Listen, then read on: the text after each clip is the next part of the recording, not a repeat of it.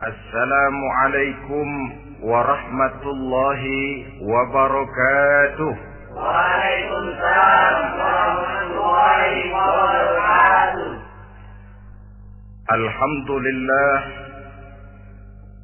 wassalatu wassalamu ala sayyidina Rasulillah sayyidina wa maulana Muhammad ibn Abdullah wa ala alihi wa sahbihi wa mawala. La haula wa la quwwata illa billah, amma ba'd. Bapak-bapak, ibu-ibu, saudara-saudara kaum muslimin rahimakumullah. Sudah menjadi keyakinan dalam kehidupan kita bahwa segala yang ada permulaannya tentu akan ada penghabisannya. Setiap yang punya awal mesti akan punya akhir. Tidak ada keabadian dalam kehidupan dunia ini.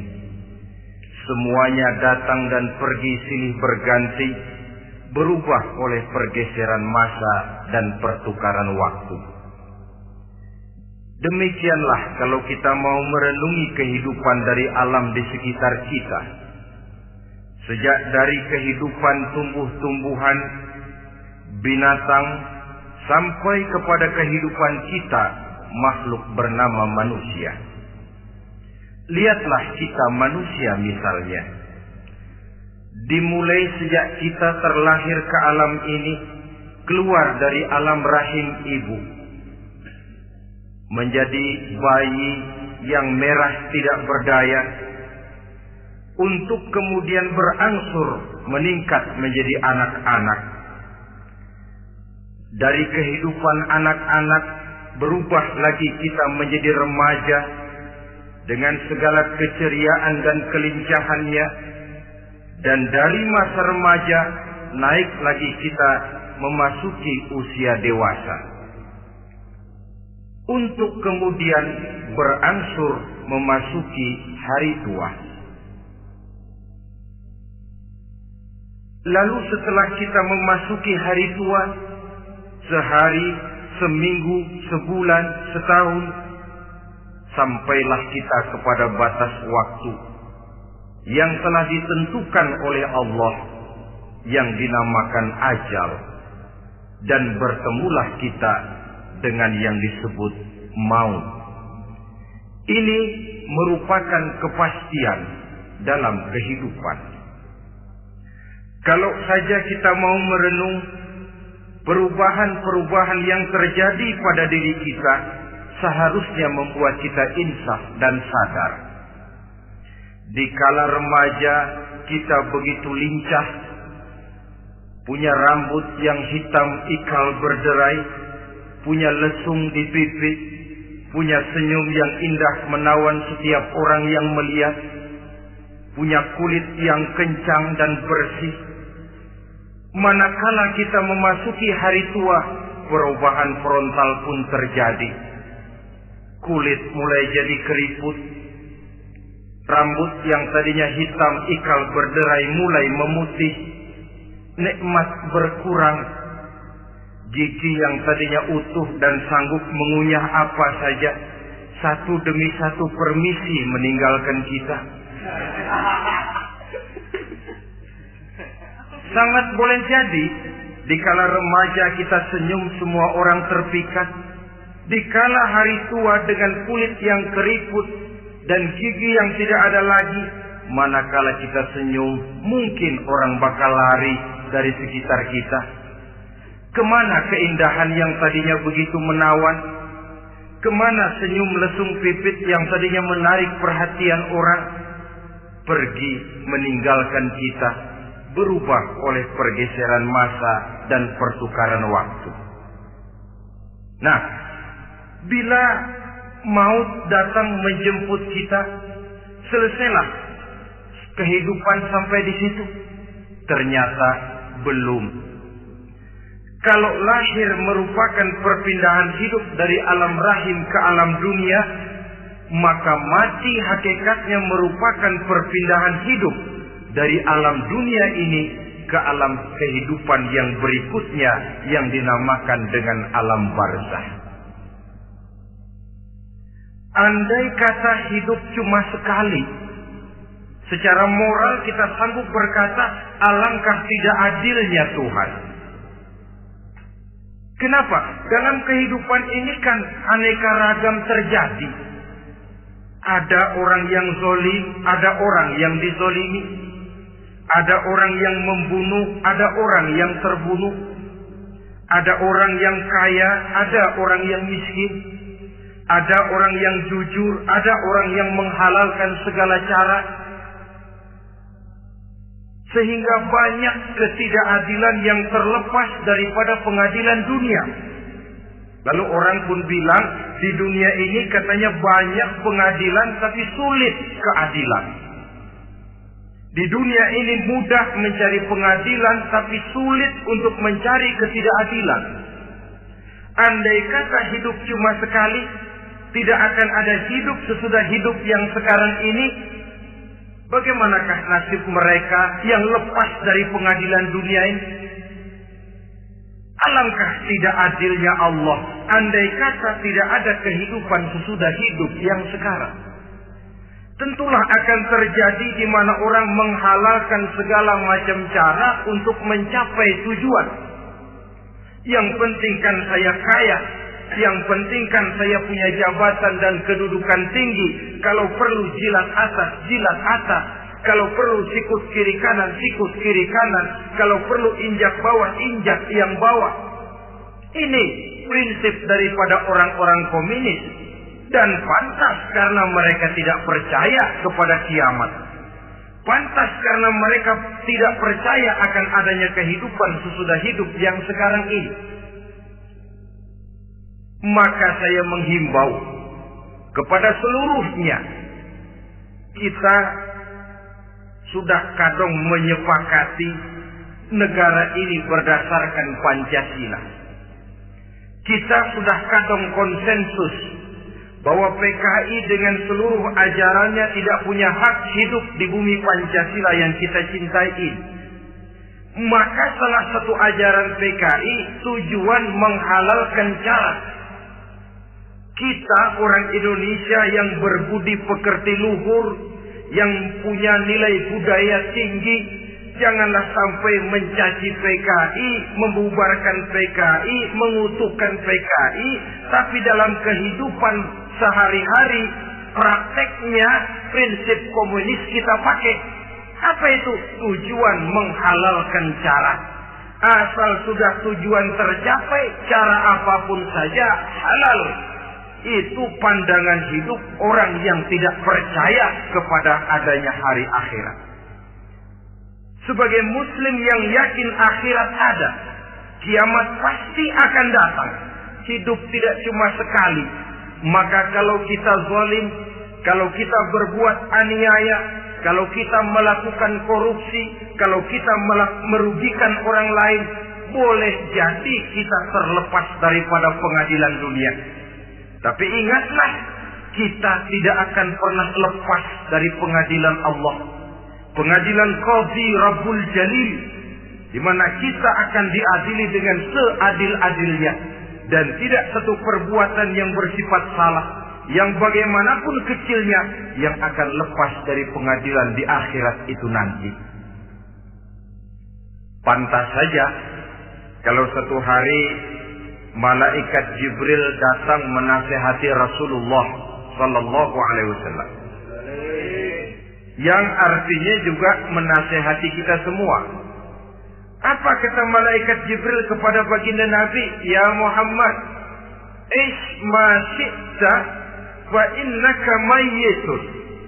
Hai Muhammad, hiduplah semau kamu, tapi jangan lupa kamu pasti akan mati.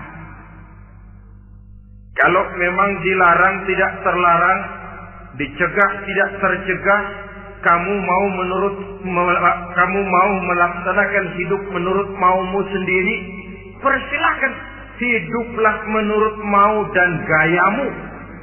Tapi jangan lupa, fa innaka mayyitun, satu saat kau pasti bakal mati. Dan mati itu bukan akhir dari segalanya. Dia babak baru bagi kehidupan selanjutnya. Silakan hidup menurut maumu, tapi jangan lupa kau pasti akan mati. Wa'mal ma syi'ta fa innaka majziyun bih. Kerjakan apa saja yang kamu mau. Kalau kau mau menghalalkan segala macam cara, persilahkan halalkan segala macam cara. Tapi jangan lupa kau akan mendapat balasan dari seluruh amal perbuatanmu. Wa ahbib ma syi'ta fa innaka mufariquhu. Dan cintailah apa saja yang mau kau cintai. Kau cintai anak istrimu, silahkan. Kau cintai harta bendamu, tafadhal. Kau cintai tanah airmu, kau cintai pangkat dan jabatanmu, persilahkan. Tapi jangan lupa, fa innaka mufariquhu. Kau pasti akan berpisah dan akan meninggalkan segala yang kau cintai itu. Apa artinya ini buat kita? Ternyata sesudah maut datang menjemput kita, ada kehidupan sesudah hidup yang sekarang ini. Ini yang mendorong kita untuk dalam kehidupan di dunia ini tidak melakukan prinsip saenake dhewe, semaunya sendiri saja, asal perut kenyang, asal pangkat tinggi, asal harta dapat. Masa bodoh dengan merugikan orang lain, masa bodoh dengan menipu orang lain. Iku jenenge saenake dhewe. Muslim tidak diajarkan.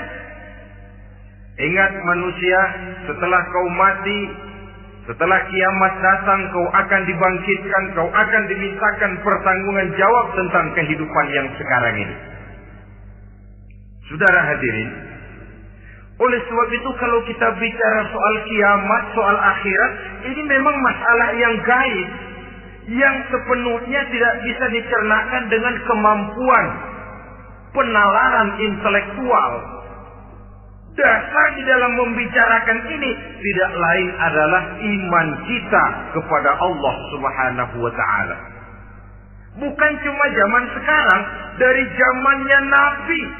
Orang itu kalau sudah bicara kiamat, bicara akhirat, ada yang ragu-ragu, ada yang menolak sama sekali. Bukan dari zaman sekarang, dari zaman dulu. Pernah kok satu saat Rasulullah itu dakwah menceritakan, saudara-saudara, akan terjadi kiamat di mana Allah akan membangkitkan manusia dari kuburnya untuk memintakan pertanggungan jawab. Ini dalam dakwahnya Nabi pidato macam itu. Apa reaksi orang? Yang beriman ya mantap, tapi yang tidak beriman, bajingan-bajingan Quraisy ini, mereka bertepuk tangan, mengejek, mencaci. Malahan ini yang luar biasa, ada dua orang kafir namanya Ubay bin Ka'ab dan Al-As bin Wa'il. Mendengar pidato macam ini, mereka buru-buru pulang ke rumah. Ngapain? Ngambil pacul. Lalu berangkat nyari kuburan tua. Dia gali itu kuburan. Tulang-tulangnya diangkut, dibawa ke depan Nabi. Ya Muhammad, tulang-tulang yang udah hancur begini, siapa yang bisa ngidupin lagi? Yang macam-macam aja kamu Muhammad. Enggak rasional, enggak masuk akal. Allah menjawab. Apa kata Allah? وَضَرَبَ لَنَا مَثَلًا وَنَسِيَ خَلْقَهُ قَالَ مَنْ يُحْيِي الْعِظَامَ وَهِيَ رَمِيمٌ قُلْ يُحْيِيهَا الَّذِي أَنْشَأَهَا أَوَّلَ مَرَّةٍ وَهُوَ بِكُلِّ خَلْقٍ عَلِيمٌ. Mereka memberikan perumpamaan kepada kami, kata Allah. Mereka melupakan asal kejadiannya. Mereka bertanya, siapa yang sanggup menghidupkan tulang belulang yang sudah hancur kayak begini? Qul yuhyiha alladhi ansaha awwala marrah. Katakan kepada mereka Muhammad, yang akan menghidupkannya adalah Dia yang telah menciptakannya pertama kali dulu. Kalau Dia sanggup menciptakan, Dia tentu lebih sanggup lagi untuk mengembalikan reproduksi ciptaan itu sebagaimana semula. Yang paling kasihan yang ragu-ragu, akhirat itu ada apa enggak sih? Kiamat itu ada apa enggak sih? Lantaran ragu-ragu, terombang-ambing dia antara harapan dan putus asa, antara kenyataan dan idealisme. Ada yang buta sama sekali 100% terhadap keadaan-keadaan sesudah mati. Perhatian mereka hanya tercurah kepada kehidupan sebelum mati. Yang mereka perhatikan siang dan malam tidak lebih daripada urusan perut. Pergi pagi, pulang sore, peras keringat, banting tulang. Cuma soal makan, soal minum, soal pakaian, soal kendaraan, soal rumah tangga, soal anak, soal istri. Yang mereka pentingkan hanya soal-soal politik misalnya, ekonomi, pembangunan dan industri. Untuk soal-soal kayak begitu, bias betul. Habis seluruh waktu untuk memikirkan, meningkatkan kebudayaan, politik, sosial, ekonomi. Kadang-kadang kurang tidur, kurang istirahat, berkeliaran ke sana kemari ke tempat yang jauh-jauh. Sampai kadang-kadang terkena stres, penyakit darah tinggi, ginjal, lever, untuk memikirkan hal-hal yang semata-mata karena dunia saja. Lantas boleh jadi mereka mendapatkan kekayaan yang berlimpah ruah, mendapatkan kedudukan yang tinggi, nama yang semerbak, dikenal orang di barat dan di timur, di utara dan di selatan. Tetapi alangkah kecewanya mereka jikalau datang ajal menjemput nyawa, mati mereka, meninggalkan harta yang banyak, nama yang masyhur. Mereka disebut dengan jasa-jasanya. Radio memberitakan, TV menyiarkan, koran-koran memuat. Bahkan nama mereka kadang-kadang dikenang 2-3 tahun setelah wafatnya. Tetapi dalam pada itu, roh mereka merintih, mengeluh, menderita, karena dilemparkan oleh Allah ke tempat-tempat yang kotor. Penyesalan yang sudah tidak akan ada gunanya lagi. Saudara-saudara kaum muslimin rahimakumullah. Oleh karena itu, kehidupan akhirat bukanlah dongeng dan takhayul, bukan khurafat dan khayalan. Kehidupan akhirat, hari kiamat adalah kebenaran dan kepastian. Dalam surah Al-Hajj ayat ke-7, Allah Subhanahu wa taala menyatakan, wa anna as-sa'ata atiyatun la raiba fiha wa anna Allah yab'atsu man fil qubur. Dan bahwasanya kiamat itu sesungguhnya adalah sesuatu yang pasti dan tidak ada keraguan-raguan lagi di dalamnya. Dan bahwasanya Allah sungguh-sungguh akan membangkitkan manusia dari kuburnya masing-masing. Nah, kalau kita sudah yakin kiamat sesuatu yang pasti adanya, akhirat sesuatu yang pasti adanya, dari mana pembicaraan tentang kiamat ini kita mulai? Tentu dari diri kita. Marilah kita mencoba melihat proses perjalanan hidup ini sampai kita memasuki kiamat. Hadirin, tidak ada makhluk secantik manusia. Tidak percaya, pernah ke Ragunan? Saudara masuk ke kebun binatang. Segala macam makhluk ada di situ. Ratusan macam jenis binatang. Bandingkan dengan saudara, kira-kira cakep mana?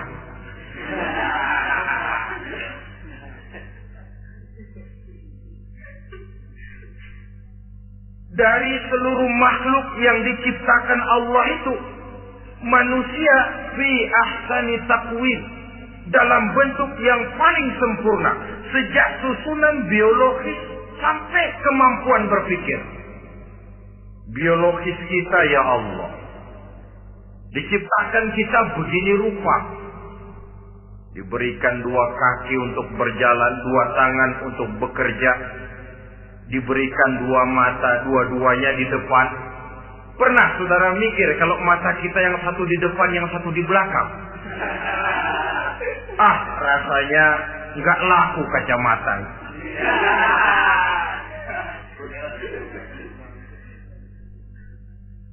Diberikan hidung dengan 2 lubang. Tahu betul Allah ke bawah lagi lubangnya. Coba pikir kalau lubang hidung kita menghadap ke atas. Aduh, kalau musim hujan repot jagain hidung. Laqad khalaqnal insana fi ahsani taqwim. Sungguh telah kami ciptakan manusia dalam bentuk kejadian yang paling sempurna ketimbang makhluk-makhluk Allah lainnya. Nah, kesempurnaan manusia ini oleh karena hidupnya terdiri dari 2 unsur pokok.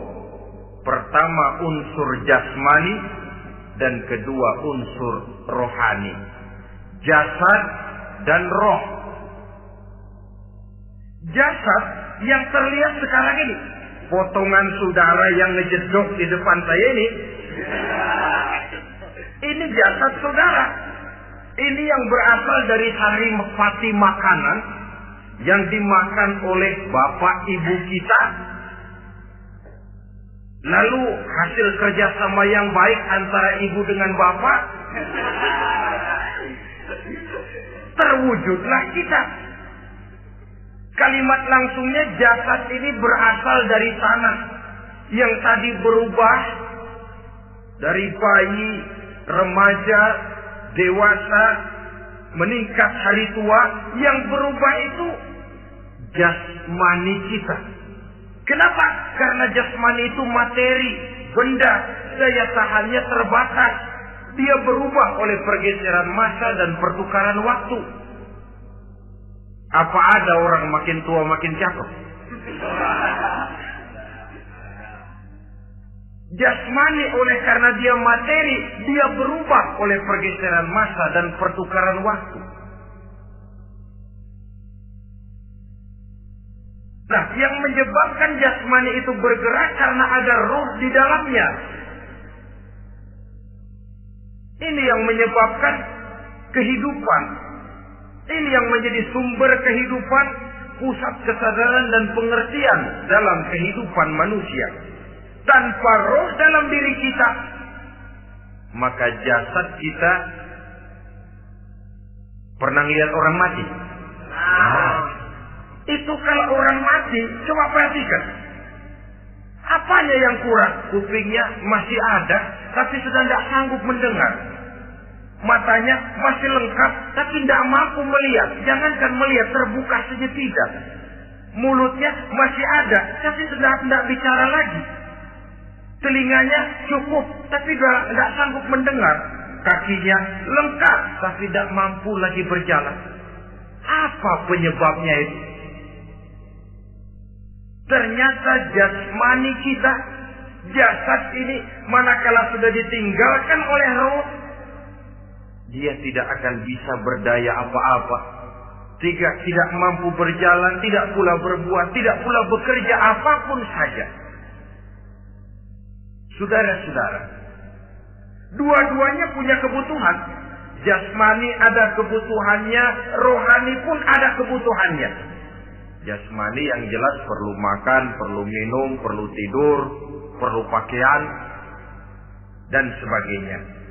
Nah, apabila saat berpisah datang, ajal sampai, berpisahlah roh dan jasad. Dan itulah yang dinamakan dengan maut. Jadi apa sih mati itu? Mati adalah berpisahnya roh dengan jasad.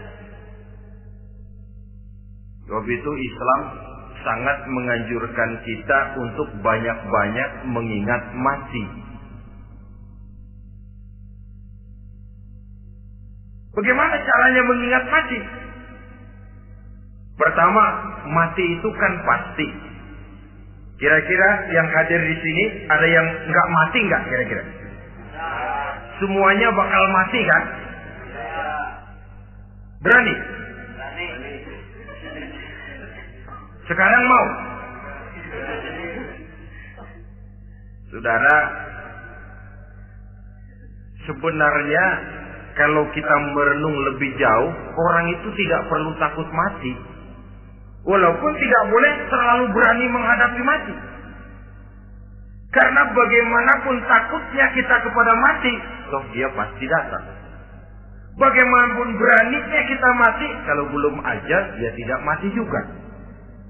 Jadi Muslim itu kan harus berani menghadapi hidup dan tidak takut menghadapi mati. Mati adalah sesuatu yang pasti. Muslim dianjurkan banyak-banyak mengingat mati dalam kehidupan. Caranya bagaimana? Pertama, berziarah nengokin teman yang sakit. Ya? Suka nengokin teman yang sakit enggak? Oh, itu pahalanya kata Nabi. Menengok orang yang sedang sakit lebih afdal daripada sholat sunnah 1000 rakaat. Apa pernah saudara sembahyang sunnah sampai 1000 rakaat? Nengokin orang sakit pahalanya lebih afdal daripada itu. Kenapa menengoki orang sakit mengingatkan kita kepada mati? Iya ya, ini teman saya yang kemarin segar banget, bercanda sama saya, ketawa sama-sama, sekarang terbaring tidak berdaya. Hilang kemampuannya, hilang keceriaannya, sakit. Iya kalau sembuh, kalau ajal, iya sekarang giliran dia, kalau jatuh ke saya. Lalu menghibur teman dengan kata-kata yang enak, yang akan mendatangkan sugesti supaya dia cepat sembuh. Jangan nengokin orang sakit, jujur. Sakit apa lu? Perut. Emang teman gua kemarin sakit begini mati. Wah, itu orang bisa jadi shock lantaran etika kita tidak akan sampai ke sana. Menjenguk orang sakit akan mengingatkan kita kepada mati. Apalagi ziarah kubur. Ada yang orang tuanya sudah meninggal? Nah, kalau ada, ya tidak bisa tiap hari, sekurang-kurangnya seminggu sekali, Jumat pagi misalnya, ziarah kita ke kubur. Sehingga kalau kita masuk kubur kan ada etikanya. Assalamualaikum ya ahlal kubur wa inna insyaallahu bikum lahiqun. Hai penduduk kubur, keselamatan bagi kamu dan kami yang masih hidup sekarang ini insyaallah pasti bakal nyusul kamu. Iya, yang kemarin gagah benar sekarang terbaring tanpa daya. Ini unggukan kuburannya. Yang kemarin ada sekarang sudah tidak ada. Kemana dia? Kami satu saat pasti akan begini. Ingat mati. Lalu apalagi yang bisa membuat kita ingat kepada mati? Mengawal jenazah. Bukankah sangat dianjurkan oleh agama, bahkan kalau bisa sejak mengurusnya, memandikannya, mengkafankannya, menyolatkannya untuk kemudian mengantarnya ke kubur. Hari ini saya antar dia ke kubur, besok boleh jadi saya yang diantar orang. Hari ini saya solatkan dia, besok boleh jadi saya yang disolatkan orang. Hari ini saya masukkan dia ke liang lahat, besok mungkin giliran saya dimasukkan orang ke liang lahat. Ingat mati, tumbuh kesadaran. Lalu daya positifnya dalam kehidupan apa? Nah, saudara-saudara hadirin, orang yang mengingat mati bukan lantas menjadi lemah dalam kehidupan, menjadi putus asa, sedikit semangat, terbentur kesulitan, mudah frustasi. Bukan itu tujuannya kita diperintah mengingat mati. Jelasnya Islam menganjurkan kita untuk mengingat mati guna maksud-maksud yang positif, supaya orang lalu sadar hidup ini cuma sebentar. Maka mumpung hidup, nah ini mumpung, tapi mumpung yang baik. Mumpung hidup, maka hidup yang singkat ini harus saya pergunakan dengan sebaik-baiknya, melakukan kebajikan yang sebanyak-banyaknya, menjauhkan rasa malas, menunggu keajaiban yang datang dari langit, berleha-leha, bermain-main, sementara maut kalau dia datang tidak pernah main-main. Pantas kalau seorang penyair bernama Syauqi memesankan, tazawwad bitaqwa fa innaka la tadri idza hanna al-lailu hal ta'ishu ila al-fajr, kam min sahihin mata min ghairi illatin wa kam min alilin 'asha hinan min ad-dahri. Persiapkan dirimu dengan takwa, sebab kamu tidak tahu apabila malam datang kamu masih bisa hidup apa enggak besok pagi. Apa ada jaminan saudara yang kumpul di depan saya malam ini besok masih bisa hidup? Tidak. Ada jaminan? Tidak ada sama sekali. Kam min sahihin mata min ghairi illatin. Berapa banyak orang sehat mati enggak pakai sakit lagi. Sebabnya kadang-kadang ringan saja. Ada yang cuma jatuh di kamar mandi, mati. Ada yang cuma ketiban pensil. Iya, kalau ketiban pensil 3 peti masa nggak mati. Ta'addadatil asbab wal maut wahid. Sebabnya boleh jadi macam-macam, tapi mati satu juga, yaitu mati. Dia seperti kelapa yang terlalu tua jatuh ke bawah, yang kembang baru keluar pun jatuh ke bawah. Itulah mati. Dia datang menjemput yang bayi, dia datang mengambil yang anak-anak, dia datang juga kepada yang remaja, kepada yang dewasa, kepada yang tua sekalipun. Jangan yang remaja lalu berpikir, gua rasanya masih jauh banget mau mati. Ini sesuatu yang pasti yang kita tidak pernah diberitahu kapannya. Kalau dikasih tahu kapannya kan kita bisa, umpama malaikat maut datang ke rumah saya, saudara Zainuddin kau mati 80 tahun lagi. Wah, saya kan berhitung, masih lama, poya-poya aja dulu Tapi ini tidak pernah diberitahu kepada kita. Lantaran tidak diberitahu itulah kita perlu bersiap-siap dengan selalu mengingat-ingat mati yang mendorong kita untuk berbuat positif. Satu contoh peringatan mati yang mendatangkan positif pada peristiwa ketika turun perintah hijrah. Ketika di Mekah sudah terpepet turun perintah hijrah. Ini sahabat yang berangkat hijrah, jangan dikira semua bulat hati. Ada yang mikir, kalau saya hijrah berangkat dari Mekah ke Madinah, nanti di tengah jalan dicegat oleh kafir Quraisy lalu dibunuh, mati saya. Takut mati. Allah peringatkan, kullu nafsin za'iqatul maut.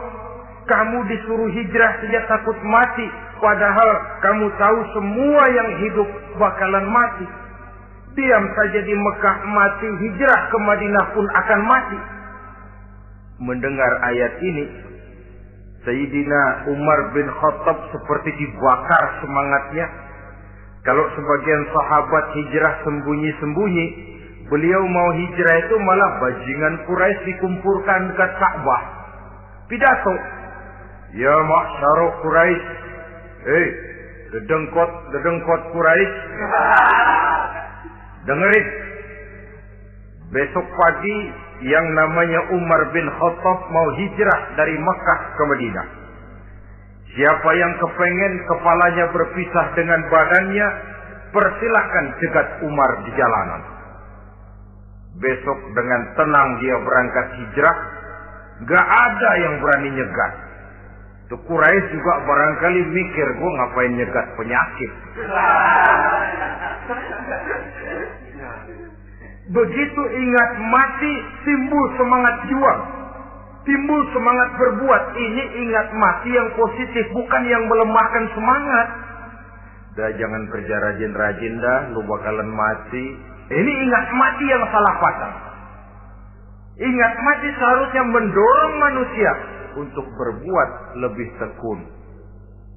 Allah memberikan peringatan, Qul innal mauta allazi tafiruna minhu fa innahu mulaqikum. Katakan, maut yang kamu akan melarikan diri daripadanya, yang kamu takuti benar dia pasti akan datang menjemput kamu. Saudara-saudara hadirin yang saya hormati, datangnya memang tidak kita harapkan yang namanya maut. Tapi sekali dia datang, tidak ada pintu tempat kita lari. Dia memang tidak pernah kita undang. Tapi sekali dia datang, mengetok pintu, kekuatan apa yang bisa menolak? Dia sebuah tanda seru dalam kehidupan. Apa yang menyebabkan orang takut mati? Pertama barangkali karena dia tidak tahu bagaimana kehidupan sesudah mati. Alam kubur gelap, alam akhirat gelap. Sehingga dia bingung, lantaran bingung lalu jadi takut. Yang kedua boleh jadi oleh bayangan-bayangan dosa yang pernah dia kerjakan di dunia ini. Kerjanya cuma menumpuk dosa. Dia gembira, bahagia, tertawa di atas tumpukan dosanya. Merasa segan berpisah dengan seluruh kehidupan ini. Sehingga boleh jadi maut adalah sesuatu yang ditakutkannya benar dalam kehidupan. Tapi bagaimanapun takutnya, tidak ada tempat lari dari dia.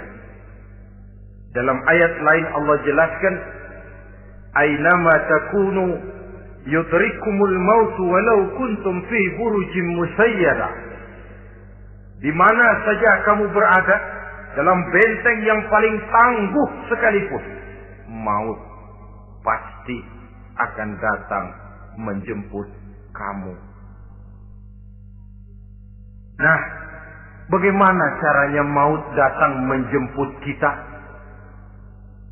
Bila datang dia, sang malaikat pencabut nyawa, malaikat Israel namanya, hendak mengambil ruh kita. Dalam suasana macam begitu, di akhir kehidupan dunia, dalam berhadapan dengan sakaratul maut, terbagilah manusia dalam dua bagian besar. Pertama, yang menghadapi sakaratul maut itu dengan husnul khatimah, baik di akhirnya, sehingga pada saat ruhnya berpisah dengan jasadnya, kelihatan dia seperti senyum, mukanya cerah. Bahkan sebelum itu boleh jadi dia sempat meninggalkan pesan-pesan yang baik. Ada yang sempat azan, ada yang sempat baca Quran. Pernah kan nemui orang yang mau mati seperti itu? Yang sempat azan, yang sempat baca Quran, yang sempat meninggalkan wasiat-wasiat yang baik. Sebab apa? Malaikat maut datang menjemput mereka juga dengan baik-baik. Dicabut ruhnya perlahan-lahan. Tapi sungguh pun perlahan-lahan. Pedihnya, sakitnya tetap tiada tara. Rasulullah Sallallahu Alaihi Wasallam, dikala beliau hendak berhadapan dengan sakaratul maut, diceritakan mencelupkan tangannya ke dalam gelas berisi air, lalu mengusapkannya ke muka beliau seraya berdoa, "Ya Allah, mudahkan saya dalam menghadapi sekarat ini." Beliau juga yang mengatakan bahwa sakitnya sakaratul maut sama dengan 300 kali bacokan pedang. Sehingga kita diajarkan doa, di antara doa selamat itu kan ada Allahumma hawwin alaina fi sakaratil. Ya Allah, mudahkan saya di dalam menghadapi sakaratul maut itu. Ketika ruh ini keluar dari jasad, mata masih mengikuti ruh itu.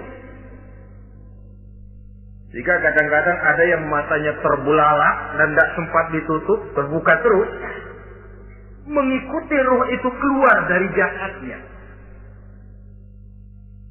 Adapun golongan kedua, manusia yang ketika berhadapan dengan sakaratul maut mendapatkan su'ul khatimah, jelek di penghabisannya. Sekaratnya sudah setengah mati, lalu jelek juga di akhirnya, mati dalam keadaan yang tidak baik, tidak terpuji. Ada yang lagi megang kartu, mati. Ada yang lagi di tempat ngadu ayam, mati. Ada yang lagi di tempat pelacuran, mati. Ada yang lagi megang botol minuman keras, mati.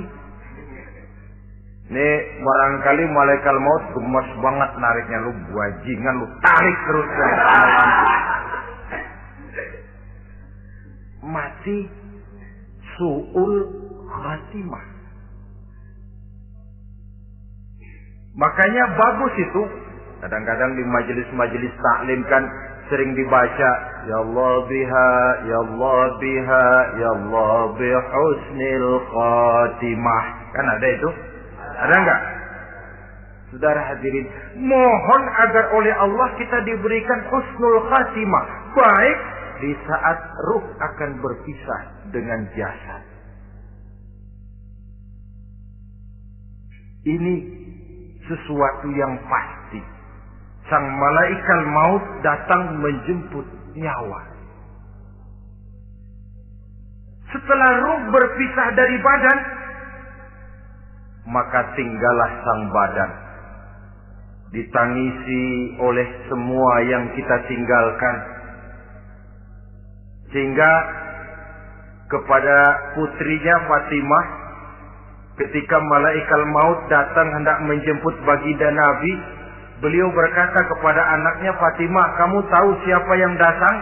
Saya tidak tahu, Bapak. Yang datang hadimul lazat. Itu dia yang menghancurkan seluruh kesenangan dunia. Waqati'us syahwat, yang memisahkan kita dengan seluruh yang kita cintai. Dia malaikat maut, Pak. Manakala jasad sudah ditinggalkan oleh ruh, itulah yang dikerubungi orang. Anak menangis, istri menangis, orang tua bersedih, teman-teman merasa kehilangan, menangisi jasad. Diuruslah jasad kita, dimandikan sebagaimana mestinya, dikafankan dengan kain putih 3 lembar, itu yang hendak kita bawa kembali ke tempat asal kita. Pakaian sutra, jas yang mereknya Switzerland wool, kain yang Samarinda, sepatu yang Belly atau Beltoni, jam tangan yang Rolex, kendaraan yang serba mewah, tidak ada yang menyertai kita. Kain putih 3 lembar itu saja lagi. Demi setelah dikafankan, dibujurkan kita menghadap ke arah kiblat, orang banyak pun datang menyolatkan kita dengan 4 takbir, diiringi dengan doa.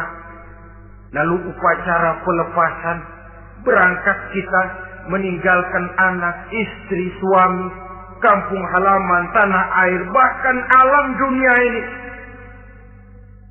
Selamat tinggal alam dan seluruh isinya.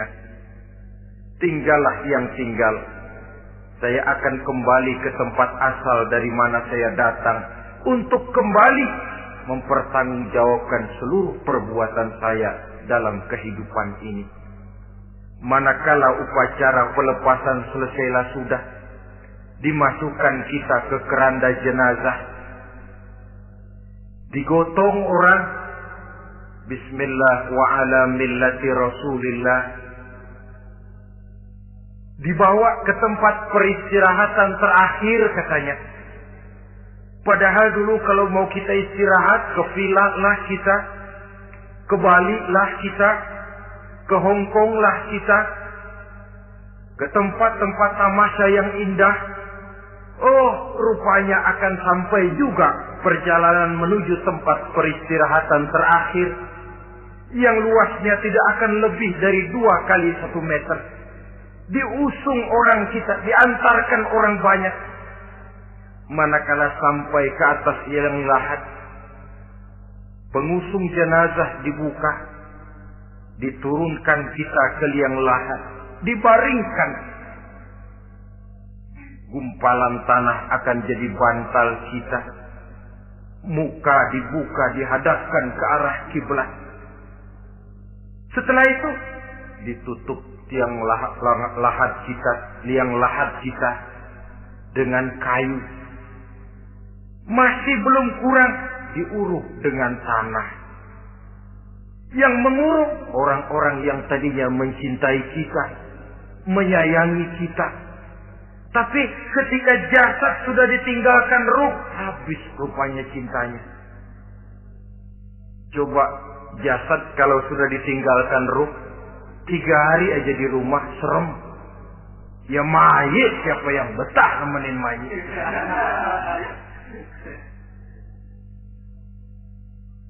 Lalu bila upacara pemakaman selesai, maka berusahalah semuanya. Para pengantar akan kembali ke rumahnya masing-masing. Maka masuk kita ke alam kehidupan, yaitu yang disebut alam barzakh atau alam kubur. Apa selesai hidup sampai di situ? Tidak. Hanya beberapa langkah setelah yang mengantar kita pulang, diriwayatkan dalam hadis Bukhari dan Muslim, bila seseorang sudah diletakkan di kuburnya, lalu yang mengantar kembali pulang, maka roh si mayit akan dapat mendengar bunyi terompah orang yang pulang itu. Bunyi terompahnya terdengar. Datang 2 malaikat menanyakan dia dengan pertanyaan-pertanyaan yang kalau bisa dijawab dengan betul, 2 malaikat yang bernama Munkar Nakir akan bilang, jawabanmu betul, tenanglah kau di sini, naumatal arus, tidurlah kau di sini seperti tidurnya pengantin. Orang yang baik-baik di alam kuburnya akan mendapat nikmat kubur. Sehingga masa penantian yang lama, jangan lupa, kita masuk ke kubur itu kan menunggu sampai datangnya hari kiamat. Jadi kalau kiamat umpama masih 1000 tahun lagi, ya 1000 tahun kita menunggu. Orang yang baik-baik, penantian di alam kubur, kata malaikat, naumatal arus. Tidurlah kamu seperti tidurnya pengantin. Bagaimana sih tidurnya pengantin? Enggak berasa. Iya, kata anak sekarang, endah aja. Begitu mendusin pagi, kata lakinya, malam sebentar bener ya Neng. Sebentar betul katanya malam. Ya tentu saja tidak terasa. Kenapa? Dia tidak pernah memikirkan waktu. Terbawa oleh kenikmatan dan kelezatan yang dirasakannya dalam kehidupan. Tapi orang kafir, orang yang dosanya bertumpuk, tidak sanggup menjawab pertanyaan 2 orang malaikat, maka dia akan mendapat azab di alam kuburnya terus menerus siang dan malam sampai datangnya hari kiamat. Ibarat maling ayam ketangkep, belum masuk pengadilan udah dikebukin duluan. Kan begitu kan? Ada maling ayam nggak di sini? Nah, itu yang nyaut tadi pengalaman itu. Di sidang belum divonis, belum digebukin babak belur. Saudara hadirin, maka alam kubur bisa merupakan raudhatun min riyadil jannah. Taman di antara taman-taman surga pun juga bisa merupakan hufratun min hufarin niran, menjadi liang daripada neraka. Ada lagi riwayat yang dari Imam Muslim yang diperoleh dari Zaid bin Sabit. Zaid bin Sabit cerita, suatu hari kami bersama Rasulullah sallallahu alaihi wasallam berada dalam kebun kepunyaan Bani Najjar. Rasulullah sedang duduk di atas keledai. Tiba-tiba entah bagaimana itu keledai terkejut, kaget, berontak, hampir Rasulullah jatuh. Rasulullah kemudian bertanya, rupanya di kebun itu ada kuburan tua, 5 atau 4 kuburan. Rasulullah lalu bertanya, saudara-saudara, ada yang tahu nggak ini kuburan siapa? Nggak ada ya Rasulullah. Memang kenapa? Ini penghuni kuburnya lagi disiksa oleh Allah. Andai kata boleh saya mohon kepada Allah supaya kamu dengar seperti yang saya dengar, andai kata saja kamu kuat mendengarnya, saya pasti akan berdoa. Tapi sayang, saya yakin kamu pasti tidak akan kuat mendengar mereka mendapat azab di kuburnya. Hadis sahih riwayat Imam Muslim dari Zaid bin Sabit. Kehidupan di alam barzah. Pak, iya kalau yang matinya dikuburin. Lah kalau yang matinya diceburin ke laut, dibakar, di medan perang hilang gak ketahuan kemana jenazahnya. Saudara, hilang kek, dikubur kek, di dalam lautan direndam kek, itu kan cuma logika kita. Menurut Allah tidak ada perbedaan orang mati dikubur di dasar lautan atau dibakar sampai jadi abu atau gugur di medan perang tidak ketemu jenazahnya. Entah mereka tetap masuk ke alam barzah namanya. Jasad boleh hancur, tapi roh sebagai sumber kehidupan, pusat kesadaran dan pengertian, dia tetap ada, mengalami kebahagiaan dan kegembiraan atau mengalami kepedihan dan penderitaan, bergantung kepada amalan yang kita lakukan dalam kehidupan di dunia ini. Maka dalam Yasin tadi kan jelas, qul yuhyiha allazi ansha'aha awwala marrah, yang menghidupkan mereka yang dikubur di dasar lautan, mereka yang dibakar sampai jadi abu, yang akan menghidupkan ialah Allah yang menciptakan mereka dulu pertama kalinya. Jadi kalau sudah ada aslinya, ya tentu tidak perlu contoh lagi, akan sangat mudah membuatnya. Orang tua kita, keluarga kita yang sudah berpulang, mereka di alam barzakh sekarang ini. Bisa mendapat nikmat kubur, bisa mendapat azab kubur. Bergantung amalan mereka dalam kehidupan di dunia ini. Dalam Musnad Imam Ahmad dan Sahih Abi Hatim malah ada tambahan riwayat. Orang yang banyak kebajikannya di dunia, amalannya akan datang menemani dia. Sholatnya dekat kepalanya, puasa sebelah kanan, zakat sebelah kiri. Menghibur dia. Malahan dikatakan berbentuk orang yang cantik menemani dia di alam kuburnya. Aneh dia tanya, man anta lam ara fid dunya ajmal minka. Siapa kamu? Di dunia ini belum pernah saya melihat orang secantik kamu. Dia jawab, ana amaluka sholeh. Saya adalah amalmu yang soleh yang kau kerjakan waktu di dunia. Saya sekarang diperintahkan untuk menemani kamu di sini. Alhamdulillah. Sedangkan amalnya yang jahat akan datang dalam bentuk yang menyeramkan menemani dia di sana. Bayangin deh, di kuburan ditemenin yang serem-serem. Sama juga di dunia. Di dunia, kalau kita di tempat gelap ditemenin orang cakep, enak nggak? Wah, pengalaman. Tapi coba bayangin, sudah tempatnya gelap, yang nemenin jelek nggak ketulungan, gerah kita. Nah, saudara hadirin yang saya hormati, lalu bagaimana tempat arwah-arwah yang sudah kembali menghadap Allah yang disebut mustaqarrul arwah itu? Macam-macam tingkatannya sesuai dengan profesi dan amalannya waktu di dunia. Ada roh-roh itu yang setelah pisah dengan jasad, artinya mati, ditempatkan di tempat yang disebut a'la iliyin, tempat yang tertinggi. Siapa ini? Arwahnya para nabi dan para rasul.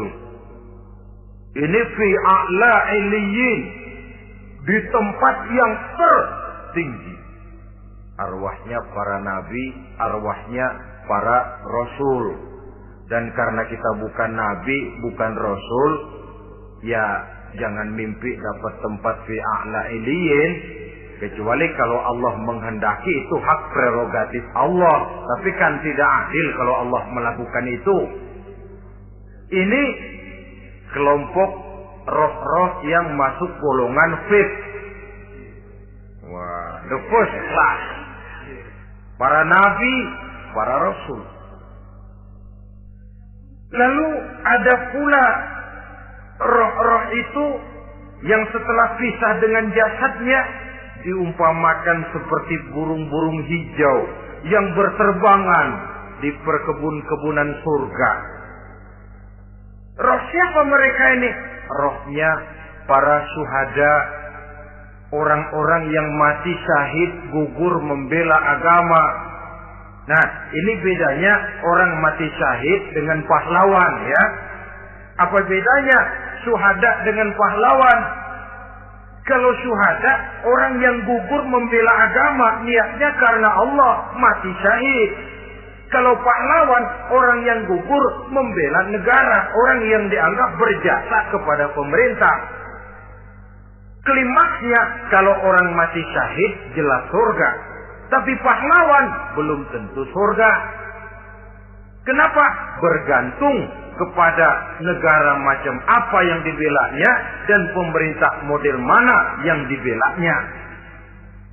Di negara-negara komunis misalnya, banyak nggak pahlawan? Dengan sekian tanda jasa yang mati di medan perang dan sebagainya. Kira-kira pahlawan komunis masuk surga nggak?